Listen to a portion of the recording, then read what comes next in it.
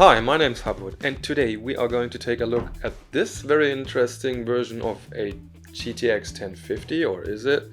Which I bought for pretty little money on a local used PC hardware platform. Now, this video is going to be a bit different than my usual videos because it's not scripted, so please forgive me if I'm mumbling and stuttering and stuff like that. So, what we are going to take a look at today is this very interesting looking GPU, which is supposed to be a GTX 1050.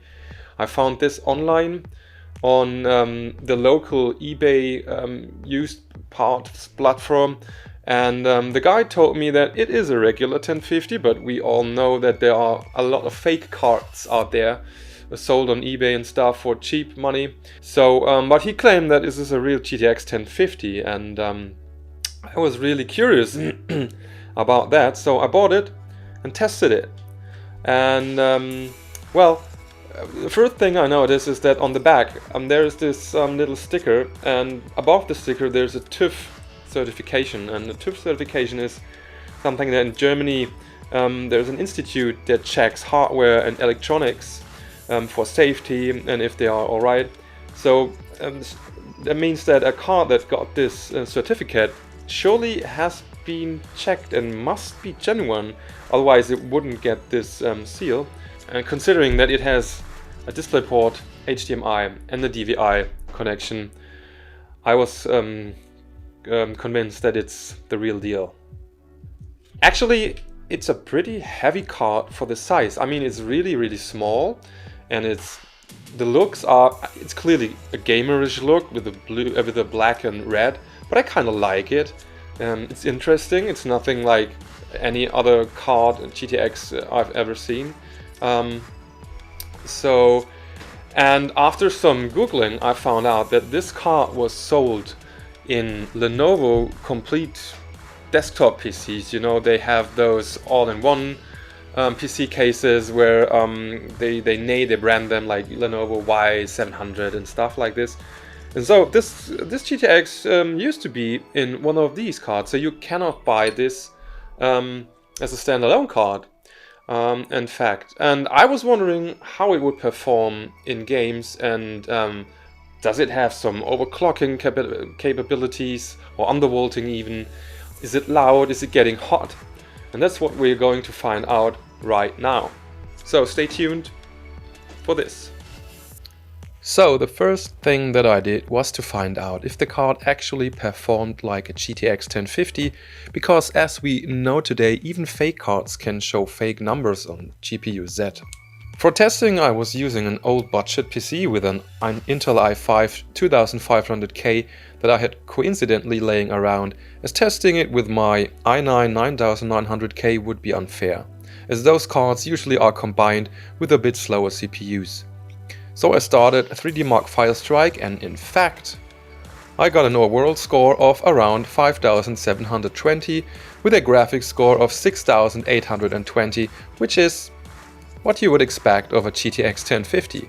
Then I wanted to find out if the card can be overclocked and if you would see any difference, as it comes without a 6-pin connector and is therefore limited to the board's PCIe slot, which can provide 75 watt as an absolute maximum.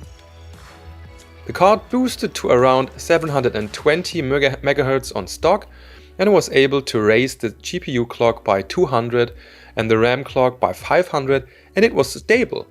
Reaching almost 1900 MHz core clock after a while, the card scored 6109 points in 3D Mark now, with a graphics score of 7355, which is an improvement of 8%. Not bad for a non-branded, weird GTX 1050. Well done, Lenovo. Nice touch, the chip barely hits 70 degrees and stays really quiet despite the overclock. That was kind of impressive for such a simple single fan cooling design. Now I went for some undervolting, and I was able to go down to 900 mV with 1760 MHz. That way I lost absolutely no performance, but the whole system drew around 10 to 15 watt less from the wall. Nice. Undervolting really is becoming my favorite thing lately. Now on the superposition benchmark, I scored around 4620 on the medium preset, and around 5050 when overclocked. An improvement of 11%, amazing. And the well-known Unigine Heaven benchmark resulted in 1550 points on stock and around 1680 points when overclocked, which is an improvement of 7%. After that, I fired up Watch Dogs 2 on medium settings and Full HD, and despite both the GPU and the CPU being close to around 100% usage, it actually felt really fluid. I saw an average of around 52 FPS and an okay 1% low of 33 FPS, so the slow CPU didn't do too much damage to our frame rate. I think this is actually pretty close to what the game looks and feels like on a PS4 or on Xbox One. Considering I paid around 120 in total for the whole system, that's pretty neat. Next up was Fortnite, which resulted in a pretty good 110 FPS on average on competitive settings, meaning everything to low except for an epic view distance. Again, the older CPU is at 100% usage all the time, causing the 1% low to go down to around 30.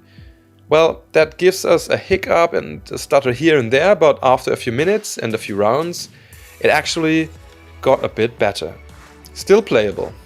Yes, sure, I could have overclocked the 2500K, but I only had the stock cooler right now, so I chose not to do so. That surely could have helped a bit. The last game for today was Control on low settings with an average frame rate of close to 40 FPS and a 1% low of 30 FPS, making this actually playable for a single player title. If you need more FPS, you could go down to 900p, as the game actually does an amazing job in upscaling. You barely notice the difference. Now, as a conclusion, I am pretty impressed. It's quite a lot of fun testing such a rare beauty and find out what they can do.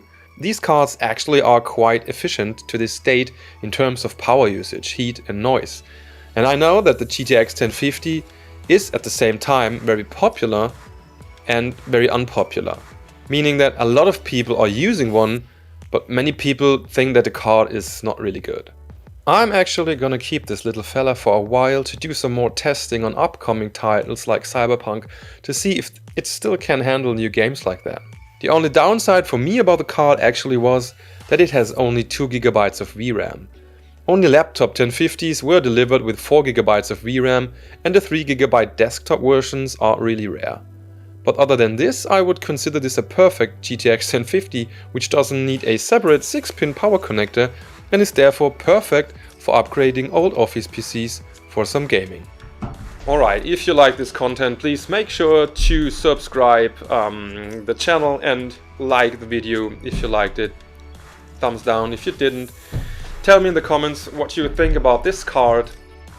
And yeah, thanks for watching, see you next time. Bye bye and tschüss.